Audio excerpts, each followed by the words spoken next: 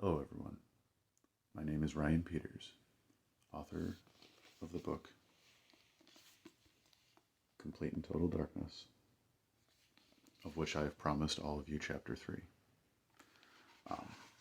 Before I can begin, I do have to give my quick spiel about how this is copyrighted material, but this is my own intellectual property, and I am free to share it with all of you however I see fit.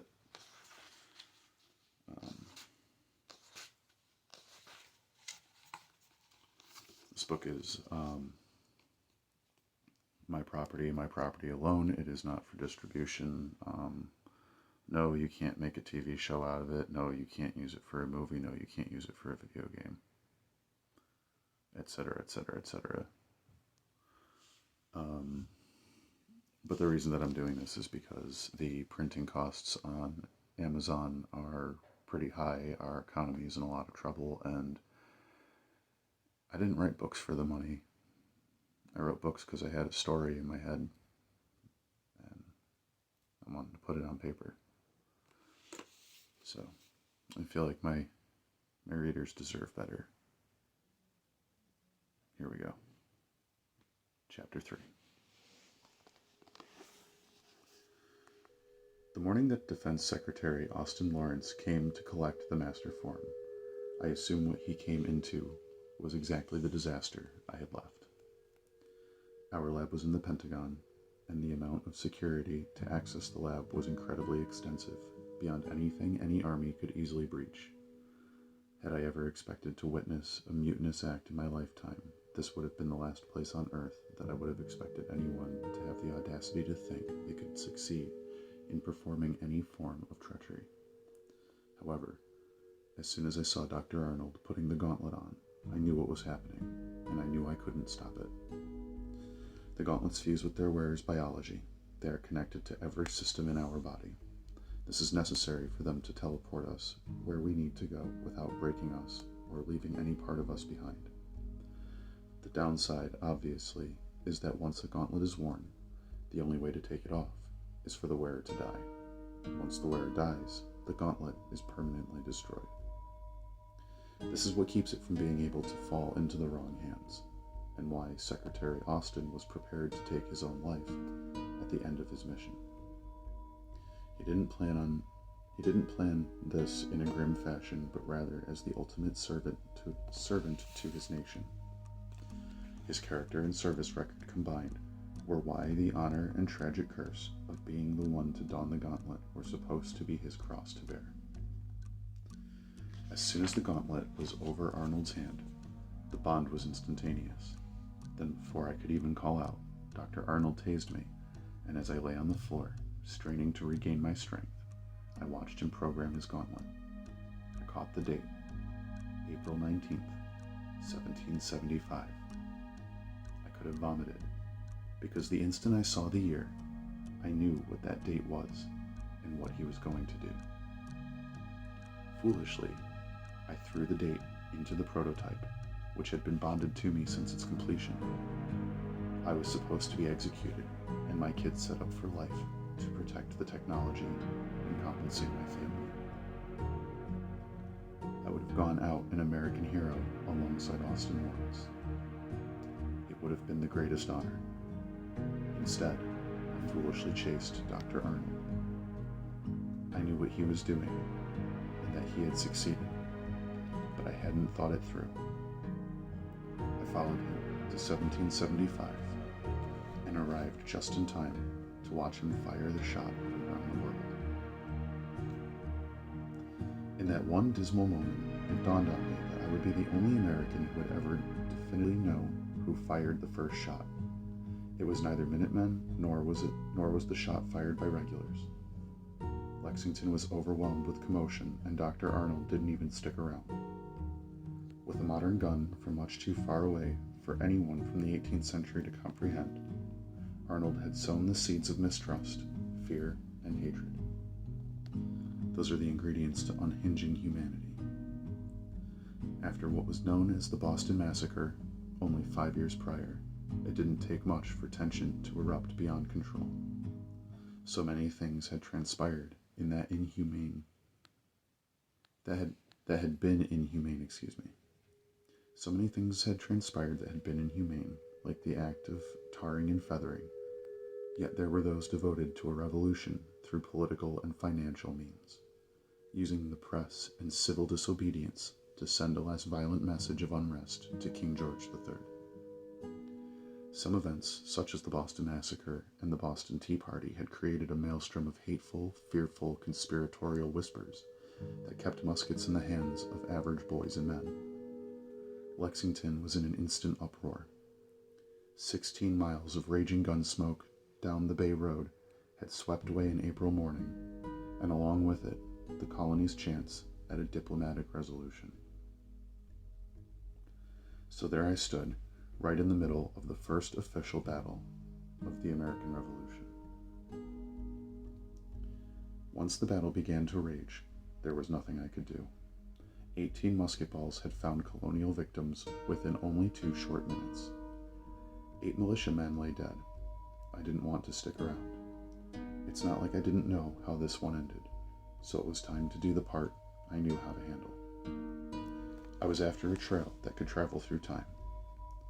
Fortunately for me, the gauntlets both take roughly a fortnight to recharge the travel module. So for the next 2 weeks, Dr. Arnold was just as stuck here as I was.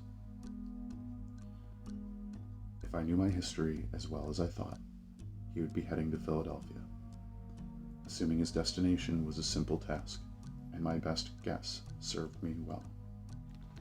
But when I arrived, there was a significant dilemma I had pondered extensively during my long journey, but never could come to a suitable conclusion to. The hurdle that I had to now determine how to surmount was how I intended to infiltrate the Continental Congress and to search for Dr. Arnold.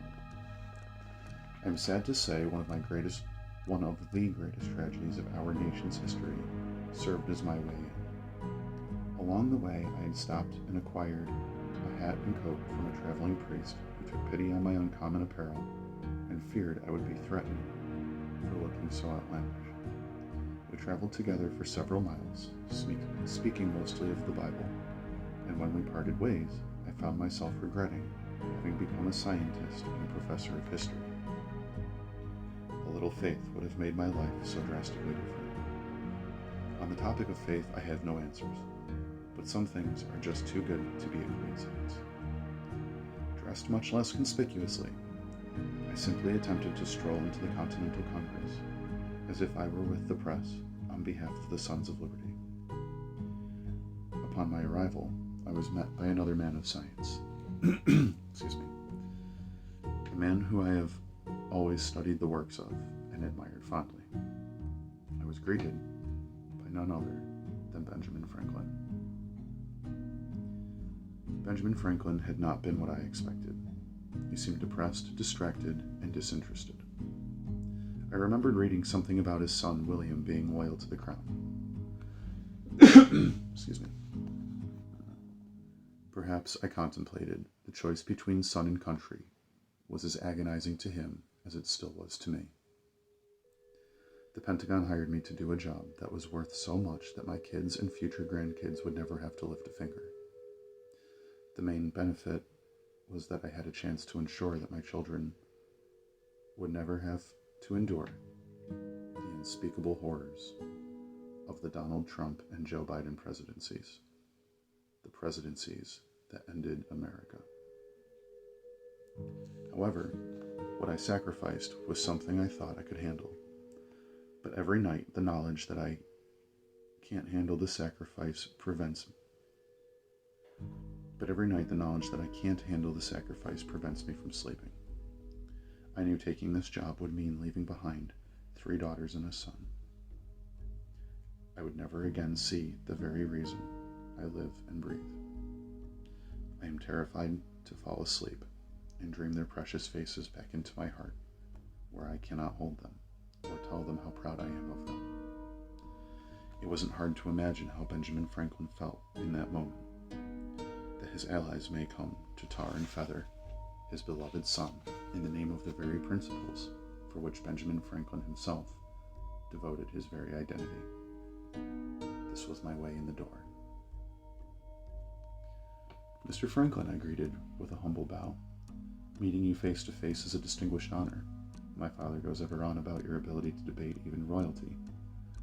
As I imparted upon him my most boisterous praise and held for him the door so that he may enter proudly before me, he gave me a look that I still wish I better understood. Benjamin Franklin simply cocked his head like a confused elderly hound. Then, as if it had taken him an interpreter to communicate with me, he finally physically caught up with what I had said. His reply was much more the stereotype of Benjamin Franklin that an American born in the 1990s would readily recognize. It would seem my reputation precedes me, and not entirely accurately, I might add. The honor mustn't all be yours, young man. With whom do I have the pleasure of greeting on this warm, sunny day?" Bowing my head once more, I decided not to insult him with an alias. My family wouldn't arrive to America for at least another century, so there was no reason to hide my identity. I spoke clearly and confidently, but with a hint of shame, to suggest that I didn't think my last name important by comparison to his, although perhaps to a great many others. "Peters, sir. Ryan Peters, the son of Ronald. Whatever does your father invest himself in that he would speak so well of me? I regretfully find only your last name familiar. Perhaps I would know this father of yours." "My father is a ranger," I began, attempting to remain as close to the truth as possible. "He would assume the elite English military men, and this could lend me a great deal of credibility in offering warnings to thwart Dr. Arnold. If they thought of me as a tactician, they may chance allowing me to perform as one. The American Revolution was destined to happen either way. And although the organic and untouched American Revolution was never a war, there was plenty of fighting, but nothing went as far as Lexington and Concord until Dillon Arnold involved himself in the affairs of history. He created the war. He pushed the violence too far. That first shot wouldn't be his last. Forgive me, Sir Franklin, perhaps that association be better left in the dark where it may remain unseen? My father and I have not spoken in quite some time, you see. He is quite set in his upbringing. Loyalty to the crown is as natural to him as grazing is to cattle. I, on the other hand, feel rather strongly about not being so much like cattle. I believe that if we are to do all of the shepherding, we ought to be regarded as shepherds. If His Majesty is willing to labor in the Americas with me, I would be delighted to renegotiate with him, but I digress. For my life story is not a burden fit for your agenda, sir. Benjamin smiled warmly. I could see his mind was on his son William. He sighed and said, "The current state of things is simply dreadful. King George knows only coins. He cannot see how his beloved pounds are tearing asunder the bonds between father and son.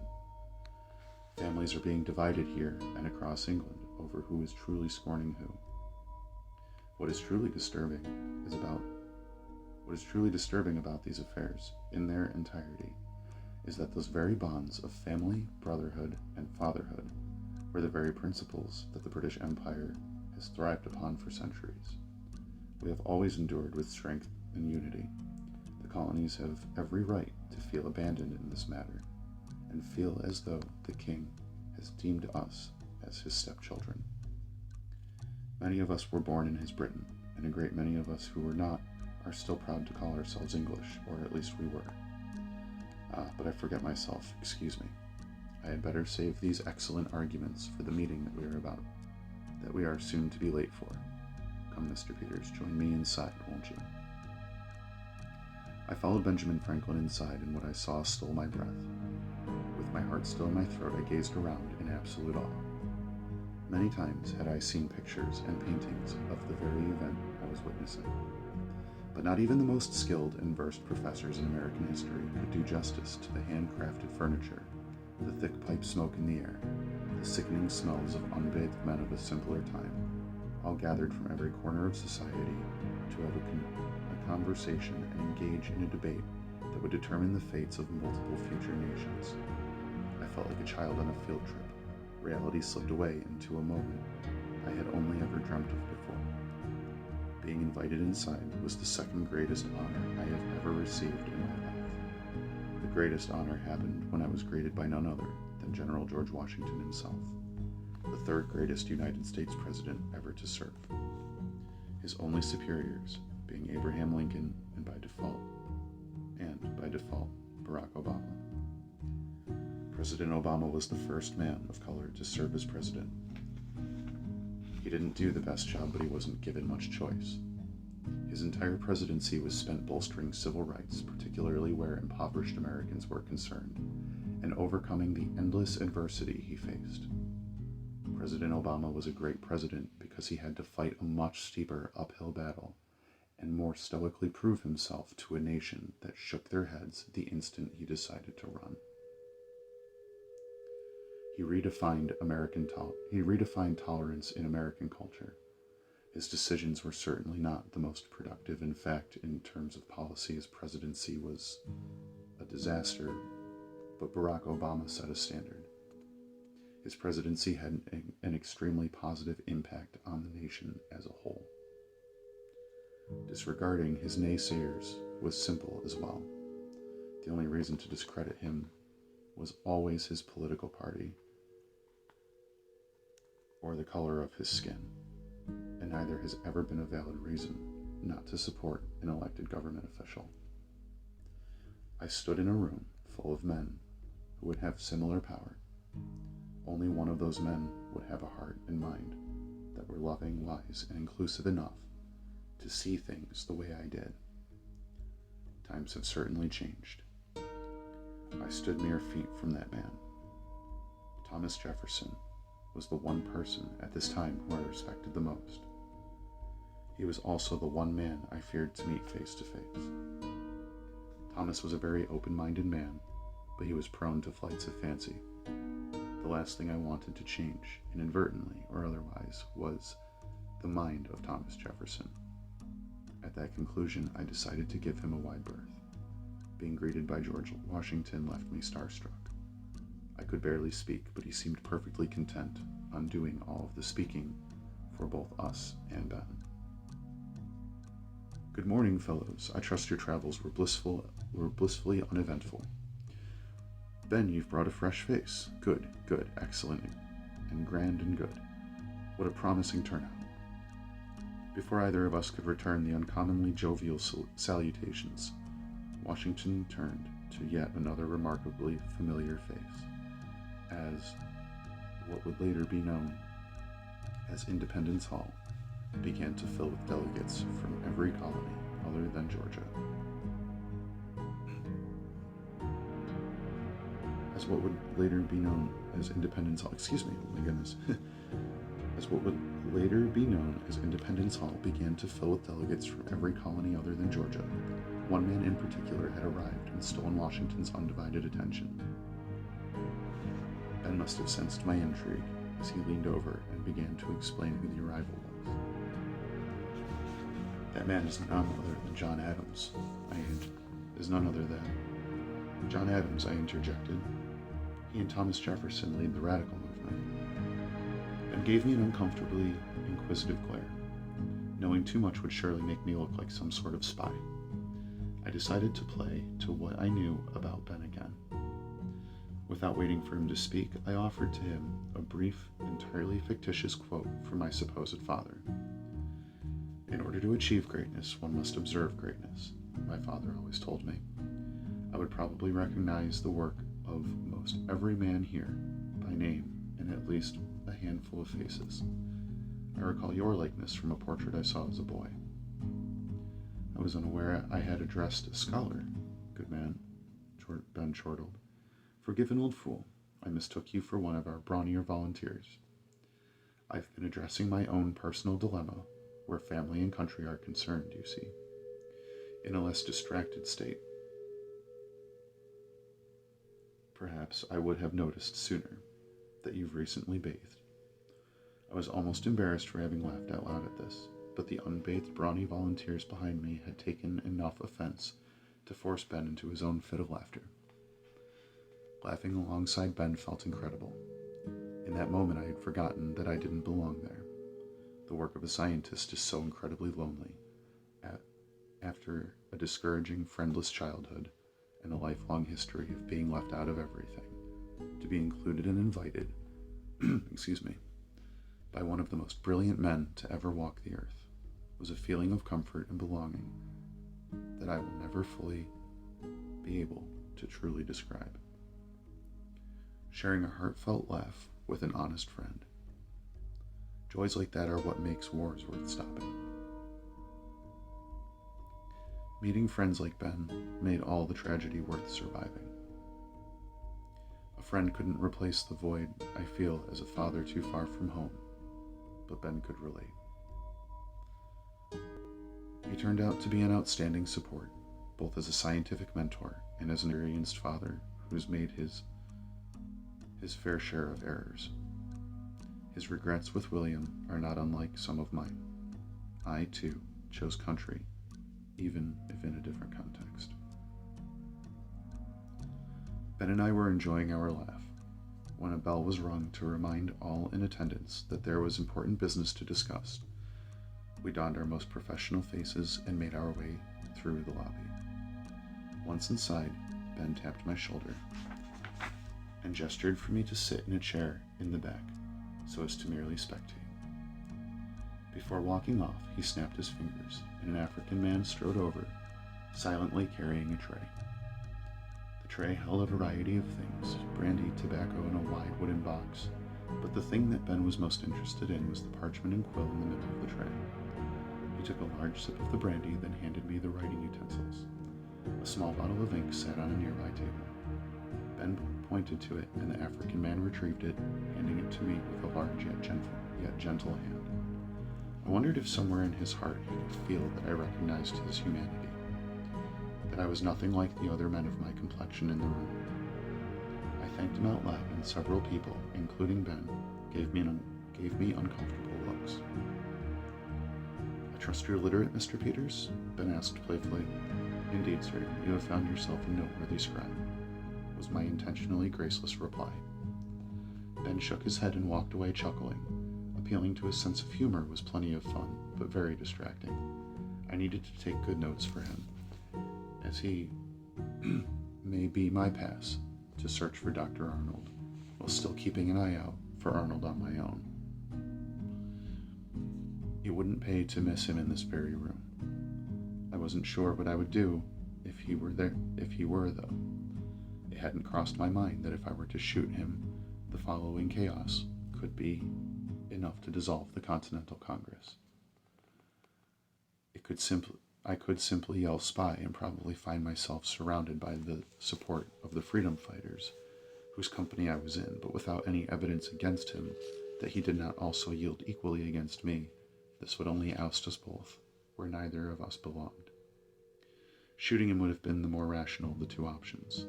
The detail within which the devil would be shortly would be the hot barrel of my 9mm semi-automatic pistol.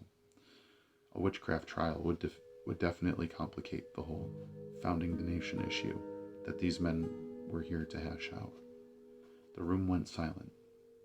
It was time to take notes. I could see that he was not in attendance, but Dr. Arnold had been here. Every single argument regarding the cost of the war and military necessity that suggested submission for the sake of self-preservation came from a piece of computer paper. I took steadfast notes. This was his game here. Once, while working side by side, Dylan Arnold had once stated that world domination was easy. Turn the world into two empires, then start a war and join whichever side has the upper hand. The conversation that had actually been prompted by these differences in approach between The conversation had actually been prompted by differences in approach between Donald Trump and Joe Biden during their presidencies, but their goals were identical. Both presidents' agendas were solely focused on owning America as either a fascist dictator for their own selfish gain and interest, or a communist dictator for the same purpose. I would never, for any reason, have thought that he had such space-aged fantasies of pirating my invention to do something as deranged as attempt actual single world domination. I suppose, since that was the American response to dropping the first atomic bombs, I shouldn't have been so surprised. At least as a nation, we let go of our world domination agenda quickly when it inspired less friendly countries to wield the same power. My memory of American history had served me better than I thought it would. Apparently, my high school teacher, Mrs. Quigley, was more effective than even she realized. In that moment, I remember wondering about faith again. If Mrs. Quigley had been put in my life to prepare me to save the lives of countless others, she had always been my favorite teacher, and my views on the concept of coincidences leaves very little room to call this chance. I recalled the entire lesson on the Second Continental Congress and knew exactly what to expect. John Adams was about to nominate Washington to lead the Continental Army. Begrudgingly, exactly as Miss Quigley had taught us, Washington accepted his role. After a lengthy delegation over financing the war, and Washington receiving his new charge, the meeting was finally over. I was in no rush to finish witnessing history, but every other temper was on the rise. The financial debate had almost crippled the entire radical movement. Conservative fears were exactly what Dr. Arnold targeted in his neatly printed doctrine. He had used his knowledge of the future to compose an article that would explain what could topple each industry that each colony depended on, how England could achieve this, and how the cost of an army would diminish the ability to defend the infrastructure seemingly needed the funding more. Whispers became shouts. Finally, Ben broke the tension. Once his outburst had gotten everyone's undivided attention, which was Ben Franklin's specialty, he cleared his throat and made a declaration. I have in my appointment a scribe. He has been documenting the events of this delegation for my anticipated future review. However, it appears that he had something he wished to say for quite a while now. I employed the scribe because he is a scholar, albeit an outlandish dresser. He is a man of research and conviction. Mr. Ryan Peters, if you would be so kind as to share your thoughts on financing this Continental Army. Now see here, shouted Alexander Hamilton, I wouldn't hear from your scribe any more than I would hear from your slave, and we are here on official, I won't say once more, official business, good sir. And if such business is just anyone's to help themselves to, we may as well invite King Bloody George himself. Sit down, Hamilton, barked John Adams. His cousin Sam chimed in alongside him. Enough out of Hamilton, he's always a stick. Let's hear it from Mr. Scribe, eh? Hamilton can stay his tongue in favor of an educated one. At this last remark, Alexander Hamilton was red enough in the face to blend in against a Tory coat.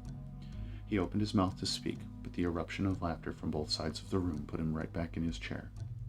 It was true what the history books said. John Adams had the reins to this steed, and he wasn't letting go. And thanks to him, I could shoe that steed and get it back on track. Once the room had settled down, John Adams gestured to me. Please, Mr. Scribe, if you have good suggestions to afford the army we so genuinely need, we all here in attendance today would be pleased to receive them.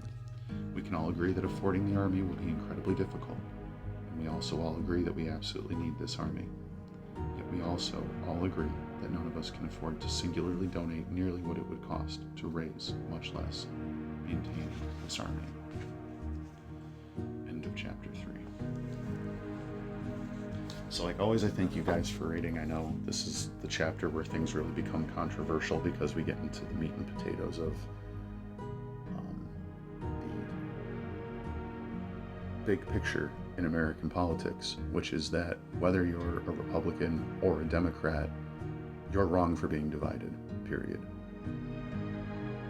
It's the division between both parties that landed us here to begin with, that weakened America enough that a bumbling Bulbasaur like the Great Orange Trumpet could march his way into an an office he's not qualified for. And with all due respect to President Obama, who is definitely in our top 3 greatest presidents, he deserved a better chance to actually implement the policies that would have fixed us economically, strengthened us militarily. And let's not forget that it was Obama who took out bin Laden, okay? Obama did that. He's a bad dude. Yeah. So, do your history homework. Check out the parallels.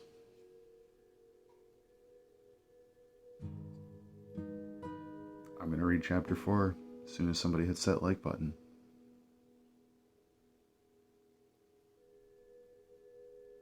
Shit gets a lot deeper than just what you're seeing on the news. Look out for each other. God bless.